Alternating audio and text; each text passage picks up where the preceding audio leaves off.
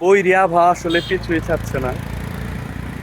ওই দিন রাত হয়ে গেল বাসুলিয়া পর্যন্ত আসতে আসতে, চাও খেতে পারলাম না, দেরিও করতে পারলাম না, কিছু দেখাতেও পারলাম না।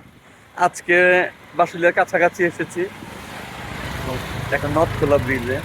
যাই হোক, প্রচুর বৃষ্টি হয়েছে কিছুক্ষণ আগে, এখন বৃষ্টি আছে কিন্তু কম, যেটা খুব অসুবিধা করছে না। যাই হোক, আজকে দিনের বেলা আছে, ইনশাল্লাহ বাসুলিয়ার ওখানে কিছুক্ষণ থামবো, দেখি কি অবস্থা। এখানে পানির স্রোত অনেক, ও বাতাস ভালোই লাগছে। সাহিল, আব্বুন, এটা কি বা? এটা কি দেখছো এখানে? কি দেখছো তুমি? সুইমিং পুল দেখছি। সুইমিং পুল দেখছো? হ্যাঁ, এটা সুইমিং পুল। ভালো হুম, লাগছে?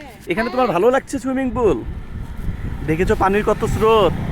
আমি তো সুইমিং পুলে নিয়ে যাই। তুমি তো সাঁতার জানো না বাবা।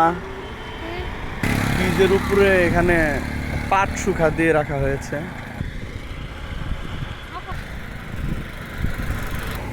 এইখানে পানির স্রোত অনেক বেশি।